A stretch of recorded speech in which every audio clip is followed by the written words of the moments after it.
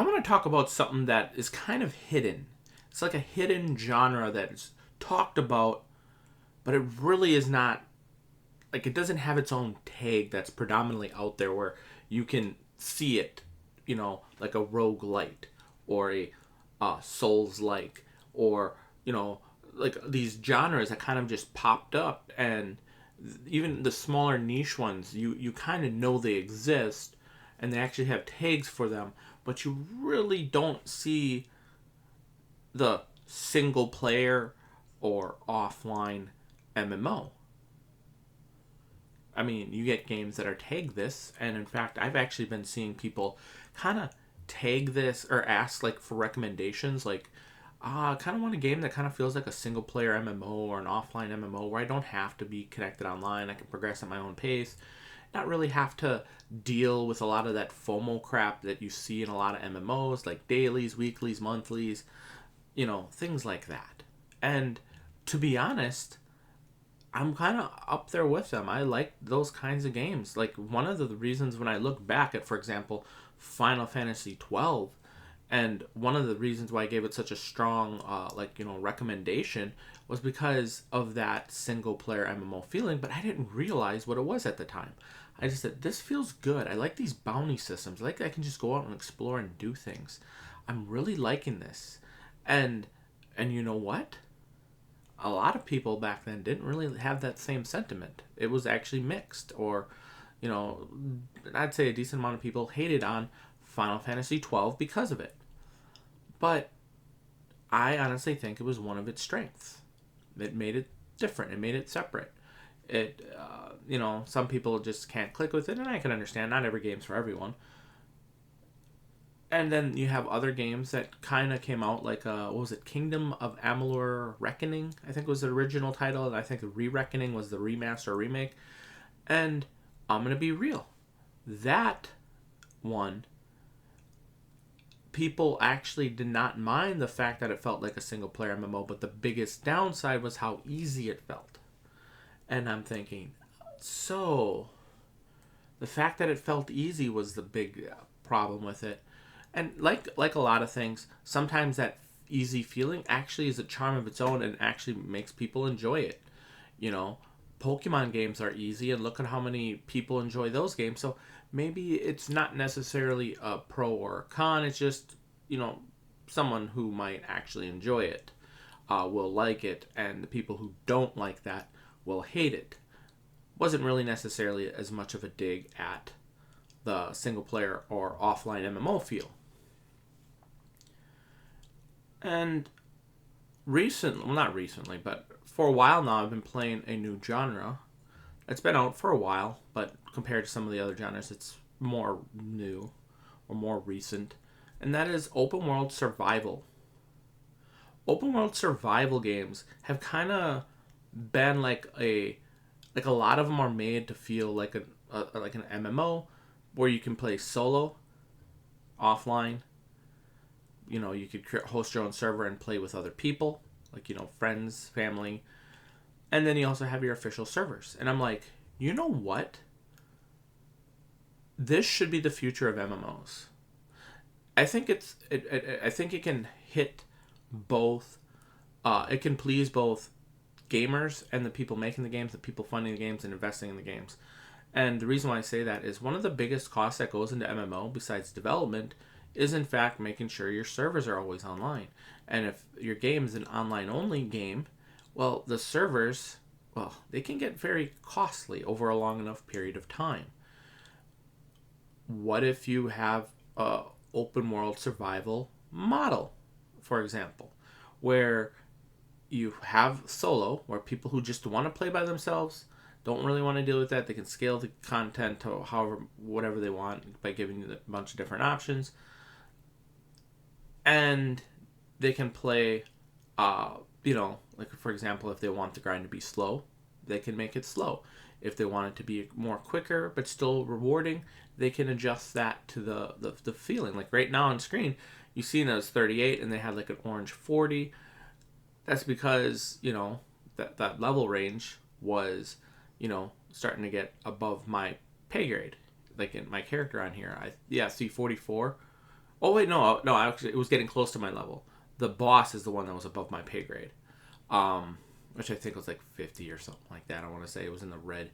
Uh, and yeah, like so I'm a little bit over leveled here if you're going by that level, and that kind of feels like an MMO because I in this game went to areas that were pretty significantly above my pay grade. Like I'll see that's level 50, so it's like 6 level or gear levels above my character. See, you have like actual levels on the equipment. You combine them all. That feels like an MMO. That feels rewarding, and there's different ways you can do progression. For example, in Pal World, you have it where the level stuff is like an actual getting experience, and reaching to the next level, and obviously upgrading to the next equipment spots to make yourself better gear, make better pal spheres so you can catch better pals, and and building up this whole chain where eventually you're breeding a bunch of different pals to get higher, like better, what do they call them? I can't think of the term. It's like those little abilities, passive abilities that can make your pal a lot stronger. Whether it be or more efficient, if they're doing the farm work or, helping around the base or helping you out in battle, what you're looking for passes will vary.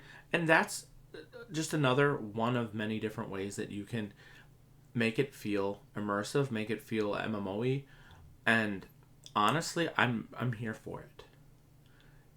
I honestly hope we see more.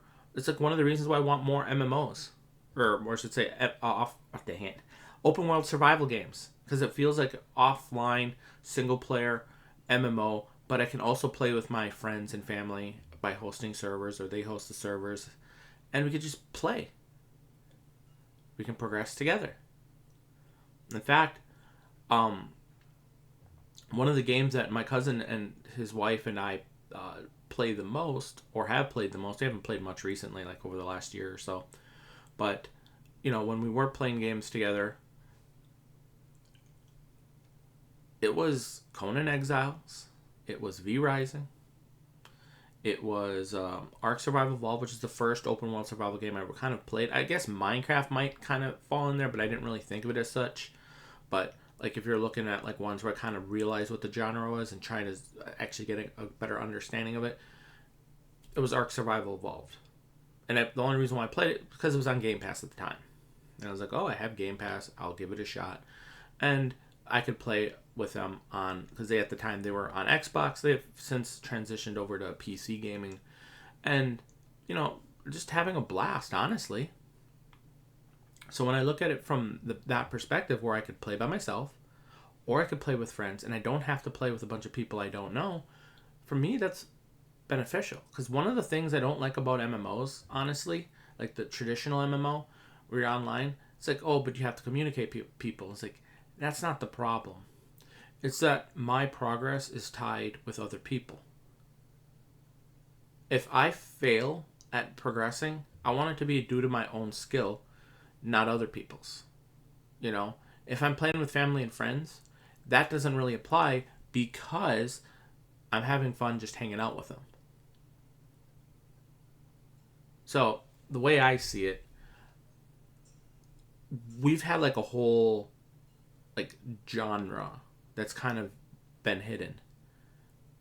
And I honestly want to see more of it. I want to see like a proper tag system for it. I know I'm not sure if Steam allows for like custom tagging or if people have been doing it. Like, let me know in the comment section below if there's like like what I'm describing besides open world survival. Because to be honest, open world survival, you think, oh, that's like the new term for these single player offline MMO style games, but not really. Because like I said, the Kingdom of Amalur, Final Fantasy 12 are two such games. Neither of those are open world survival games, but they kind of have that feel. So I'm thinking, okay, it's separate from open world survival games. Although open world survival games are the ones that make it feel like an MMO a lot of the times. In fact, right now I have a few of these open world survival games on my radar. Obviously, everyone's heard of Valheim. I haven't played. Actually, to be honest, I should probably play that. I was looking for an open world survival game to play, but I was kind of waiting because unless they're having a big update soon that I forgot. But like some of the ones that I'm kind of holding back on playing, it's because there's supposed to be a big update sometime soon. I don't want to start the playing and then a big update happens. I kind of want to dive deep. For example, Soul Mask is supposed to have its 1.0 released sometime later this year. The Enshrouded is supposedly going to be having like a big water update. RuneScape Dragon Wilds, I'm waiting for them to add level 99 to the game for the skills because I want to just dive into that. Some of these games I've purchased already, some of them I have not. RuneScape Dragon Wilds is one I have not purchased yet, but will be. What other games were there? Pal World is supposed to be getting its 1.0 release next year. And there's open world survival games that might not have been announced. Like honestly, Xbox is sleeping on a lot of really good open world survival potential. Like just games with strong IPs, strong world, strong lore, with a lot of fan favorite enemies and bosses and stuff like that could make a appearance in their game, even if there might be they might have been killed off in their series. Diablo, Elder Scrolls. What was the other one? Warcraft. Those are three heavy RPG focused games with different atmospheres, different things that would make them stand out. That honestly, I would love to have open world survival games of those three games. I mean, they've done Grounded. They're doing Grounded too.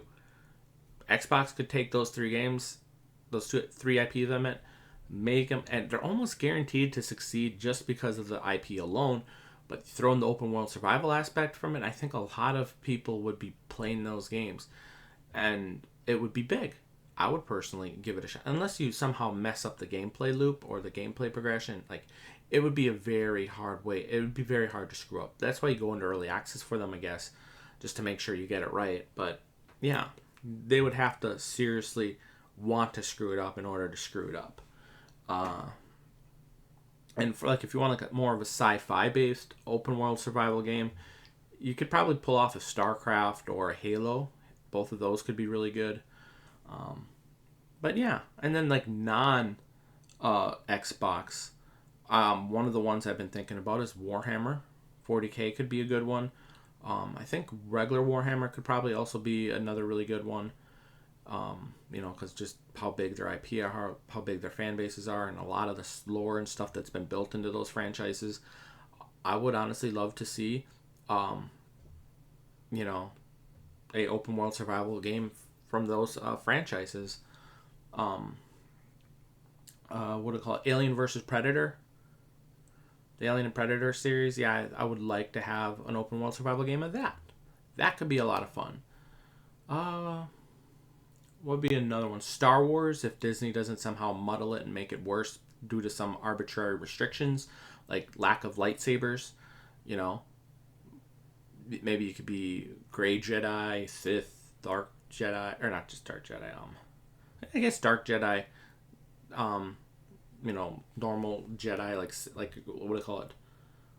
Yeah, I think they're just called regular Jedi or light Jedis. It's been a while since I've really paid attention to the Star Wars lore, if you couldn't tell, just because of Disney. But yeah, a world that's not messed up by Disney sticking their hands into making the game just inferior because of dumb executive decisions. I think Star Wars version or Star Wars open world survival game could be really cool with all the different races. I'm not sure if you would have multiple different planets or if what would happen there, but it could be a lot of fun. And that's where I'm really liking the open world survival genre. And honestly, I think it's all due to the fact that a lot of them feel like single player offline MMOs. I haven't really looked into non open world survival games that feel like single player MMOs as much, but I think I'm going to. If you guys have a suggestion of what, like, some open world survival, or not open world survival games, just games that kind of feel like a MMO, a single player MMO, offline MMO, something along those lines. Put them in the comment section, because I think that's like some of the games that I've been really enjoying the most, because I can dig into it and have a lot of fun. Like, I'm progressing. It's honestly one of the reasons why I think I enjoy RuneScape so much, and it's just because of the fact that, and it makes it hard for me not to actually go and subscribe to them. I haven't really been paying attention lately, but I've been hearing that there's a lot of potentially with the MMO RuneScape getting better for RuneScape 3, which, that honestly makes me happy. If they somehow push that game in a direction I like, I would not mind resubscribing to that game to play it, because of how they implemented the skill systems in those games over many, many years. All the skills interact with one another in some way or fashion, some more than others. There might be some ways where it doesn't really interact with one another, but there's a lot of interaction with the various skills that make it rewarding, because it's not just training combat. It's not just training woodcutting. Each one of them have their levels. Woodcutting, smithing, mining, fishing, farming, hunting, slayer, divination, dungeoneering, prayer, attack, strength, defense, range, mage, necromancy, summoning, if I haven't said that one already. Yeah, there's just so many different skills. Agility. Honestly, and the fact that they found ways to kind of just slowly over time interact all those skills together, it's a really, really good game. Really good system. In my opinion, the best skill system in any game out there is RuneScape skill system. In fact, in my opinion, it kind of baffles my mind how other games have not looked at the success of RuneScape skill system and try to integrate that into their game in any meaningful way. Like, instead of just having like, oh, your skills go to 1 to 20 or 1 to 30, 1 to 40, 1 to 50. Like a lot of the older MMOs that I remember playing when I was younger was like, oh, you have gathering herbs that goes up to like level 15, and I'm like, only 15? Shit, RuneScape, I herb lore goes to 99. And if you look at it now, some of the skills in RuneScape 3 go up to 150. I think that's the elite skill, and I think the regular skills go up to like 120. Not all of them, mind you. Some of them they're still updating to go to 120, but yeah, that's going to be like the new like ceiling for like the upper like echelon of that skill, which is pretty freaking cool. It takes time to get there. That's honestly one of the reasons why I like RuneScape. Like, I'm looking at RuneScape Dragon Wilds and I'm thinking, this has the potential to be a really great game for grinding and having fun because of all the different skills. And, like one of the skills that I think should be in RuneScape Dragon Wilds, I'm not sure if they're going to add, is Slayer. I think Slayer would have a really good impact on the game, because you can't just go up to every single enemy and beat them. Some of them require you to actually have the level. Some of them require you to have the level and have a special tool in order to beat them. Like, like for example, a gargoyle, you require a rock hammer, I think it was what it was. Some of the ones require you to have a nose plug, because if you don't, the enemies, just being in the enemy's presence when you're fighting them, starts to lower your stats. You might be able to beat a couple if you have the Slayer level, but over time your stats will just get so abysmally low that you get destroyed fairly quickly. And that's just kind of like the interesting ways that makes the game more fun. And on top of that, there's certain rewards that are dropped by these Slayer monsters that you will not be able to get unless you have the Slayer level. So it incentivizes going on Slayer tasks for like the Slayer Masters. And I think that's just really, really cool game design. It's just like an added benefit, added bonus, if you will. So, yeah, there's just so much potential for this like hidden genre. I'm honestly looking. I'm gonna probably be looking into it more. Like I said, if you guys got a list of games that feel uh, like it feels like a single player MMO, put them in the comment section below because I'm always on the lookout for these type of games. A lot of them end up giving me a lot of fun. I think Sacred or something like that. I remember hearing a game was like Sacred 2 or Sacred 3 or something like that that kind of felt that way. Have to look into it. But anywho, that's pretty much it. I think I'm done for now. I can't think of anything else I want to talk about. So yeah, peace.